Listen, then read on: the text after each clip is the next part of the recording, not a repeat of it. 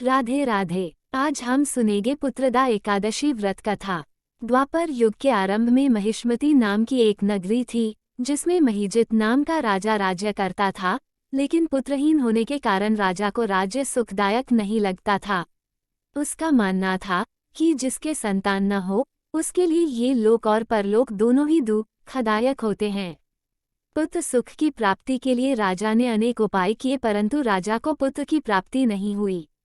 वृद्धावस्था आती देखकर राजा ने प्रजा के प्रतिनिधियों को बुलाया और कहा, हे प्रजाजनों, मेरे खजाने में अन्याय से उपार्जन किया हुआ धन नहीं है, न मैंने कभी देवताओं तथा ब्राह्मणों का धन छीना है।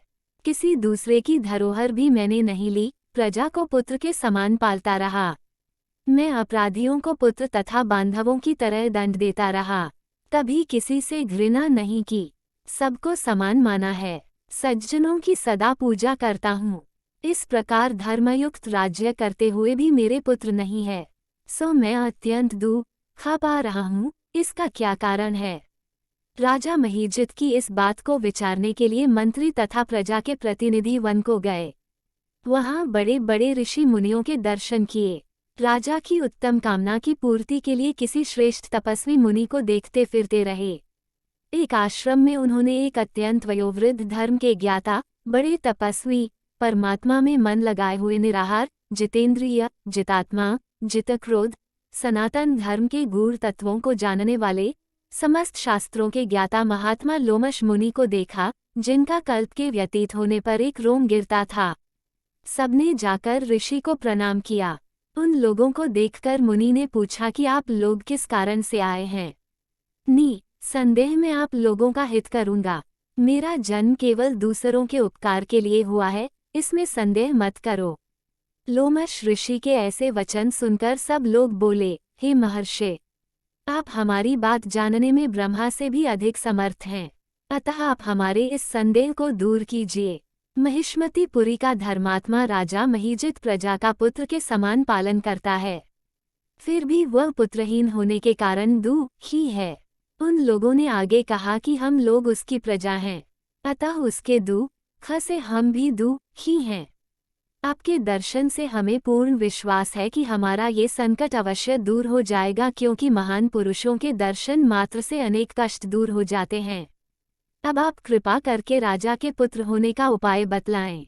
ये वार्ता सुनकर ऋषि ने थोड़ी देर के लिए नेत्र बंद किए और राजा के पूर्व जन्म का वृतांत जानकर कहने लगे कि यह राजा पूर्व जन्म में एक निर्धन वैश्य था। निर्धन होने के कारण इसने कई बुरे कर्म किए। यह एक गांव से दूसरे गांव व्यापार करने जाया करता था। एक समय ज्येष्ठ मास के शुक्ल पक्ष की द्वादशी के दिन मध्याह्न के समय जबकि वह 2 दिन से भूखा प्यासा था, एक जलाशय पर जल पीने गया। उसी स्थान पर एक तत्काल की ब्याही हुई प्यासी गौ जल पी रही थी। राजा ने उस प्यासी गाय को जल पीते हुए हटा दिया और स्वयं जल पीने लगा, इसलिए राजा को ये दुख सहना पड़ा। एकादशी के दिन भूखा रहने से वह राजा हुआ और प्यासी गौ को जल पीते हुए हटाने के कारण पुत्र वियोग का दुख सहना पड़ रहा है।